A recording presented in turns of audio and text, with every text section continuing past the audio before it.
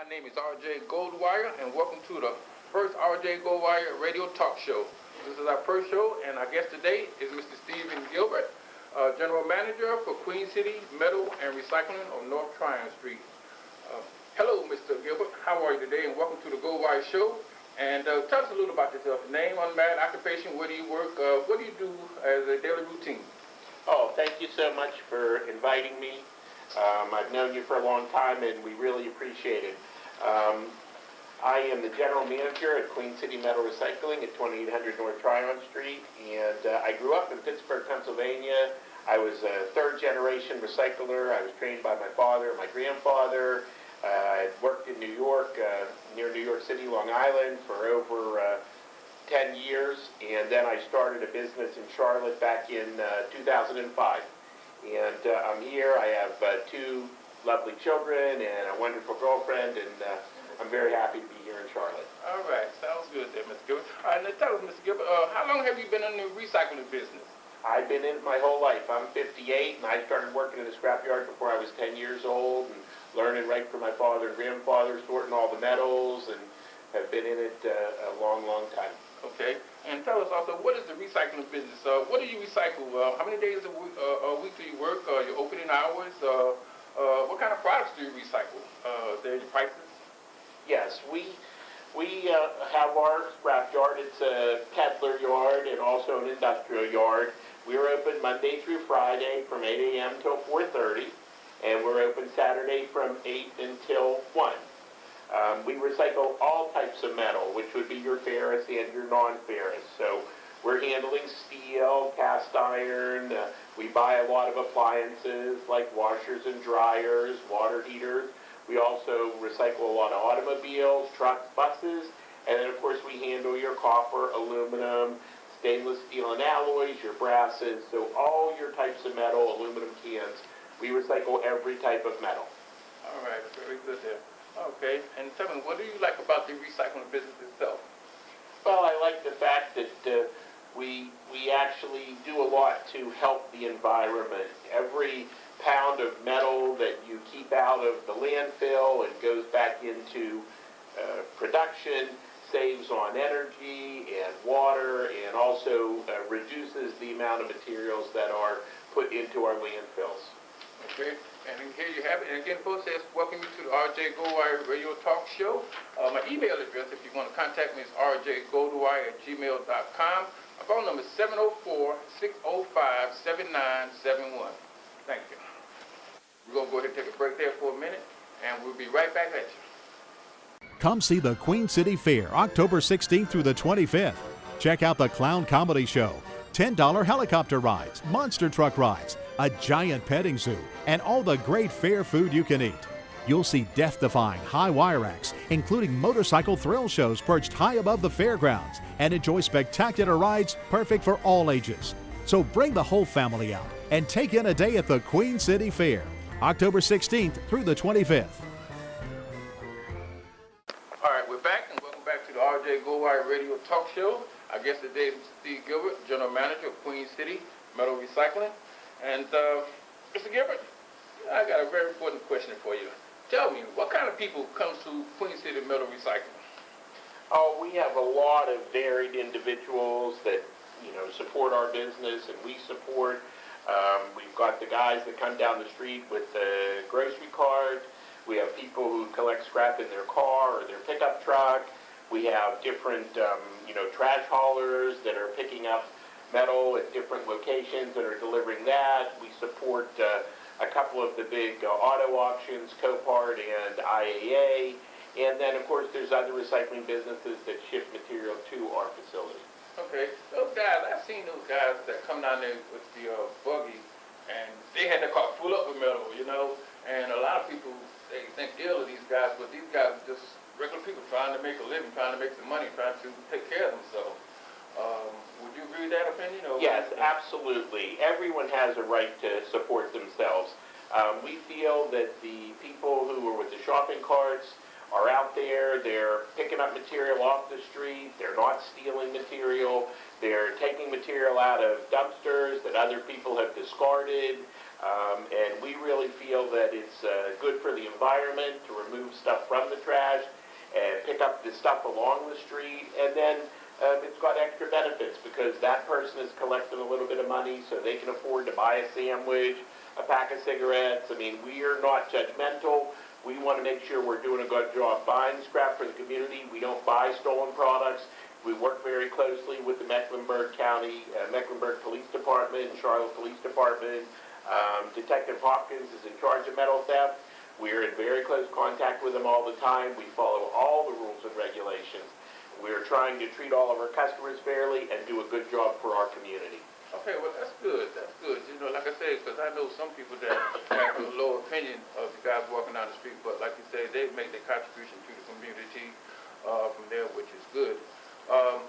Tell me, when an individual comes to Queen City, do they have to have some kind of ID to sell you the product there, or what do they need when they come to Yeah, see there's a whole entire procedure for excuse me, purchasing metal scrap in the state of North Carolina. We have forms that require your name, the address where the scrap was picked up from, the type of material, also a description of your vehicle if you were driving, the make, model, year of your car, and your license plate number. We also take pictures of each person with the scrap metal that they're bringing to recycle at the scrap yard. We put a copy of a valid ID, like their driver's license or ID card, in our computer, and all that information is kept on our computers, and we supply it to the state, and we have it for our record-keeping purposes. Okay, that's good. Very good there. Okay. All right, and also tell me, I heard you mention that you have different businesses that, I guess these are some of the businesses, commercial business. They also bring you business metal recycling products also too. Therefore, you suppose they have to go through the same formality with ID checks and all that there to make sure that it's legitimate? Businesses usually would provide us with a letterhead, their ID, showing what their business is. If they're coming in to collect money or a check, we ask for the owner of their business to come and present their ID, and we make sure that when we generate a check for those people. And of course, in North Carolina, along with all of the regulations of how you sign in, there are some products you can only be paid in a check and must leave your thumbprint. You know, there was a rash of stealing the HVAC or the air conditioning units from people's homes and businesses. So part of the regulation in the state of North Carolina is you must be a HVAC contractor or have a receipt showing you replaced your unit. The same thing for catalytic converters on the automobiles. You must show a receipt that you changed the catalytic converter on your car, or you must be the mechanic shop or the automobile dealer, and then all catalytic converters are paid with a check and by leaving a thumbprint of the individual that brings the material in. Okay, very good. All right, and now here's a word from our sponsor. Come see the Queen City Fair, October 16th through the 25th. Check out the Clown Comedy Show, $10 helicopter rides, monster truck rides, a giant petting zoo, and all the great fair food you can eat. You'll see death-defying high wire acts, including motorcycle thrill shows perched high above the fairgrounds, and enjoy spectacular rides perfect for all ages. So bring the whole family out and take in a day at the Queen City Fair, October 16th through the 25th. All right, we're back. RJ Goldwire Radio Talk Show with our guest today, Mr. Steve Gilbert from Queen City Metal Recycling. And Mr. Gilbert, you mentioned something about Cadillac converter, but my question is, I'll get back to the Cadillac converter, but again, my question is, how do you make money recycling? Or how does a person make money coming to Queen City Recycling? If I had a car, how can I make some money off a car coming to Queen Metal Recycling? Well, all types of metal have a value depending on the market, you know, in America and different regions like the Southeast, the Northeast, whatever. Unfortunately, today, the value of steel has really been detrimentally affected by imports of steel billets from China, a lot of low-priced pig iron that's available on the East Coast of the United States, and the market for scrap metal has become depressed because we're allowing so much of this material to come in that today scrap from Charlotte, North Carolina, to go to the steel mill in Darlington is worth less money because they can get delivery of steel billets into the ports of South Carolina, and they can get it delivered for less money than the cost of scrap. So we're in a little bit of a predicament here. I mean, we really need to have these steel mills more looking to give more support to the local economies and the people that have been there for them all the time. So, you know, you can bring scrap in. Of course, the price is affected by the market, but, you know, you're removing it and cleaning it up for people, and hopefully the money that you receive from bringing it in is, you know, helpful in helping you move forward with your life and things you do. Okay, yeah, because I have scrap metal media stuff for many a days, and I kind of like the way it works because I can bring you a car and you give me the current price for the metal itself, but then you'll pay me for the wheels, if they're alloy wheels, aluminum wheels, and then you will pay me as long as my license and everything is in order and I have the right credentials there for catalytic converters. You guys will cut the catalytic converter off there, and so that's not bad. Even if I had the time to take off alternator or starter, y'all pay separate for that there. You know, it may not be a lot of money, but still it's money. So so this is how you make money with that then. Yes, absolutely. We don't just pay you for the car. Right now there's a fee to have the oil and gasoline removed because we're paying to have that, you know, removed from our facility. Okay. But we do pay, as you said, for aluminum rims. We pay for the catalytic converter, which we cut off the car and we evaluate and we tell you right there what it's worth. And we also pay you for your battery that comes off your car. Oh yeah, the battery. Okay, the battery. Okay, so we got cars. So if I see an old refrigerator, washer, dryer, stove, some lamps out there, heck, I can take a load up on my truck and bring it to you guys. Sure, and cans. You can pick up cans. We take steel cans and aluminum cans, any type of metal. And you know, we like to cater to all walks of life. We have people, like I said, with shopping carts, pickup trucks, you know, tractor trailers. All you have to do is give us a call at Queen City Metal Recycling. Our number at our scale is 704-332-9752. And if you hit extension number 4, you'll get Tracy Curtis. She's our office manager, and she will transfer you down to the scale. You can also call the scale direct at 704-376-2370. And like I said, we're there Monday through Friday from 8 a.m. to 4:30, and on Saturday from 8 until 1. All right, very good there. Okay, and you're live from Mr. Steve Gilbert. We ain't finished it yet, Mr. Gilbert, though. We still got a little bit more to go. Oh, I have a couple more things I want to tell you. Okay.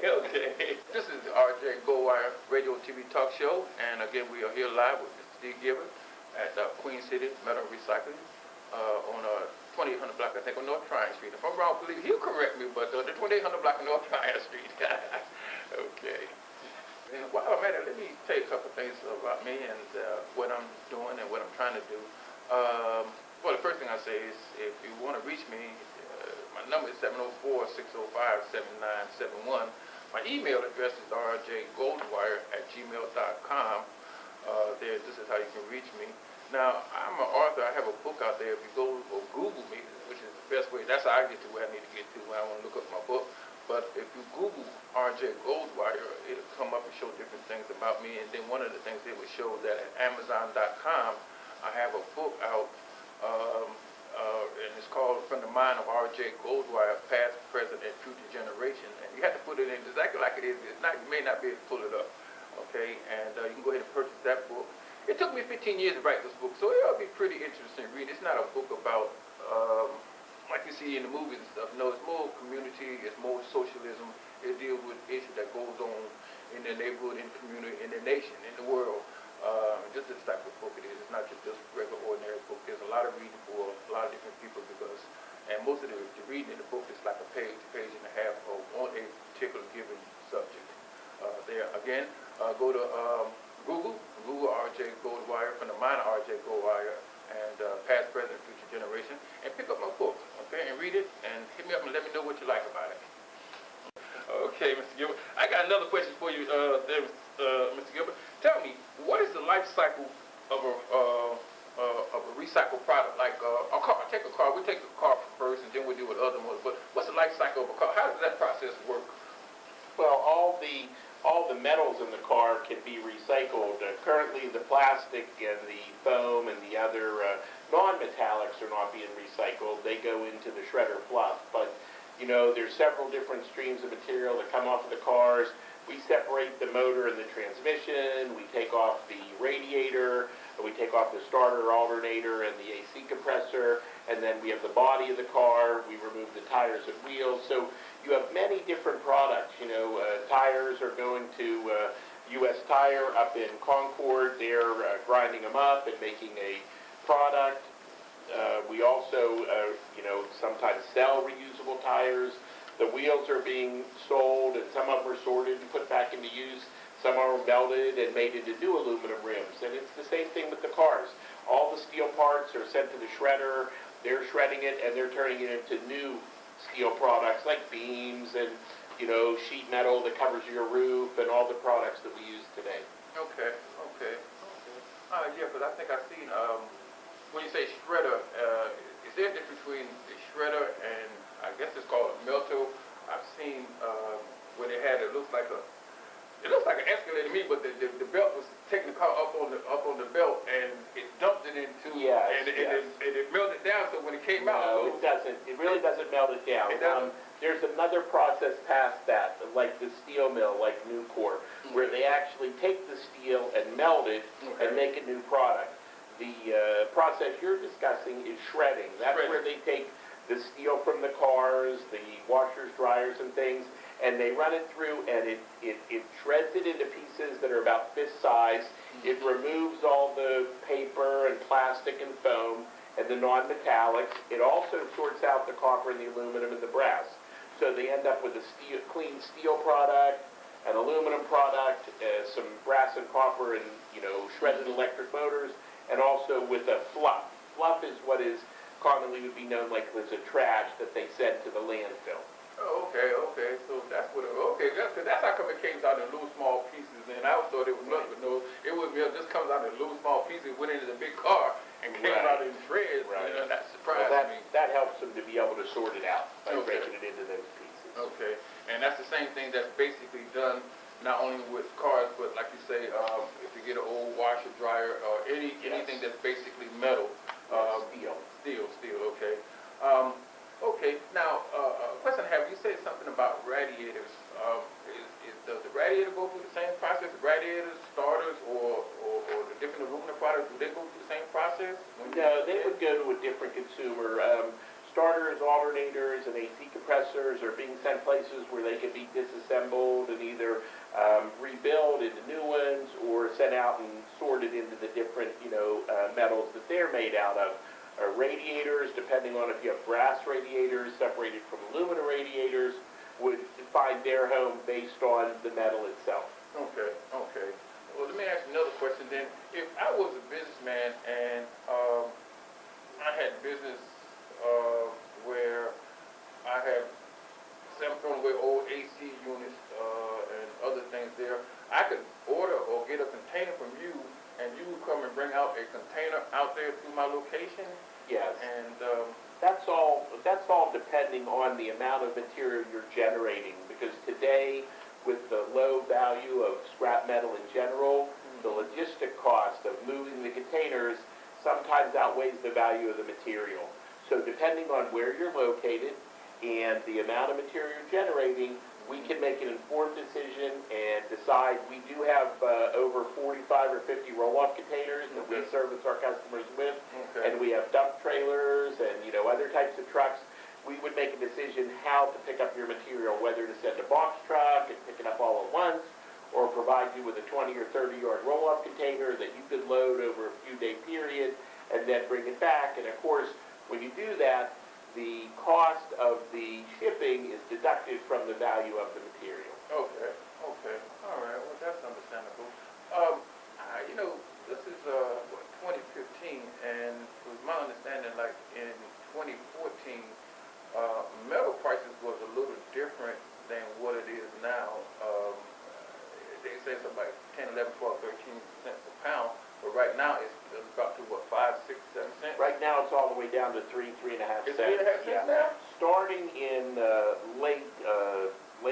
2014 and going into 2015, the world economy saw such a shift of the Chinese market. A lot of metal products are based off of the, the amount of production they do in China, and that has fallen dramatically. So they've gone from a country that imported a lot of metal to a country that is exporting a lot of metal.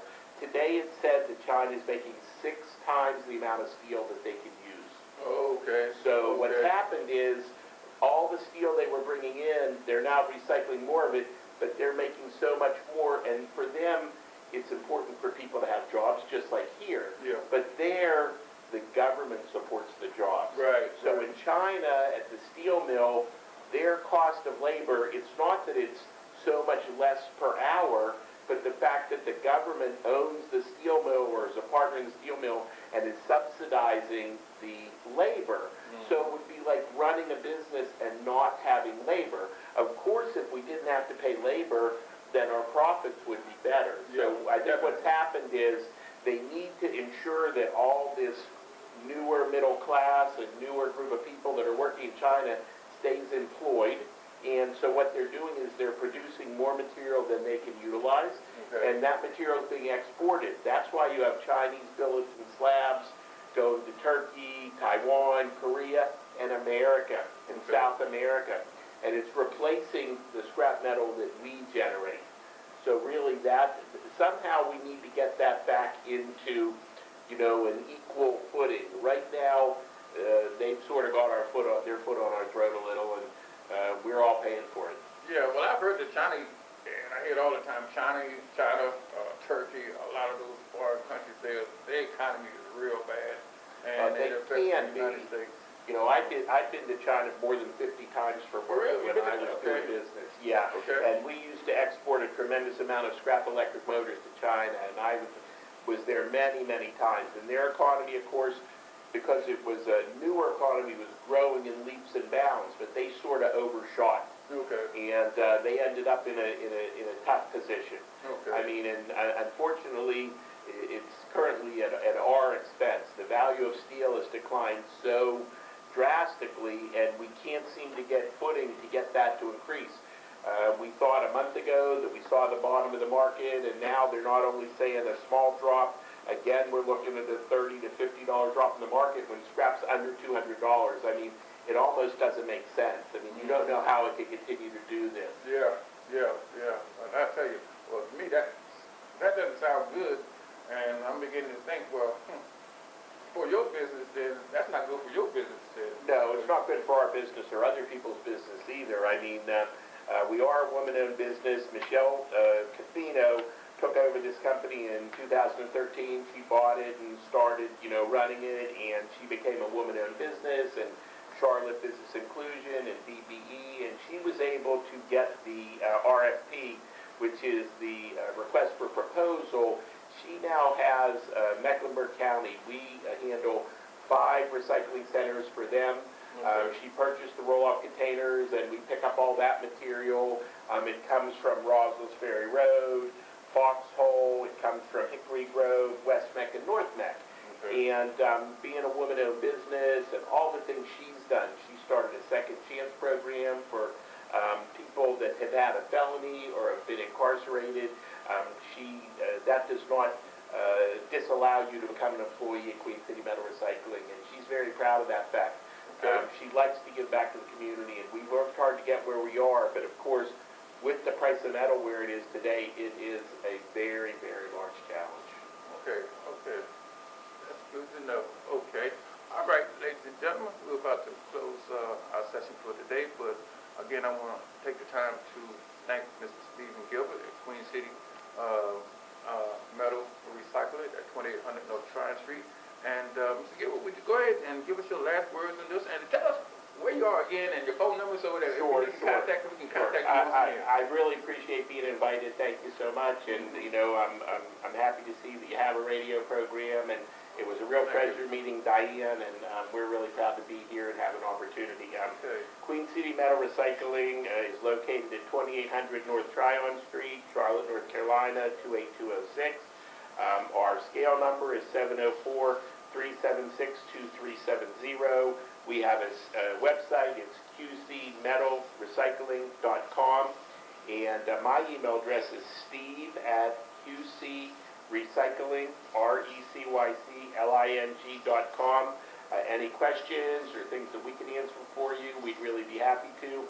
And our hope is that moving forward, people will realize all the benefits there are to recycling. Every time you recycle a pound of aluminum cans, it saves hundreds of gallons of water and thousands, hundreds of dollars worth of electricity. And that's the same for steel and aluminum and all the metals. And we're hoping that one of our goals is that in the future, when people are designing products that are going to be recycled, they really think about what they're putting in them and how it's going to come out and how we can, support our community and save the environment. All right, there you heard it live from Mr. Steve Gilbert, Queen City Metal and Recycling.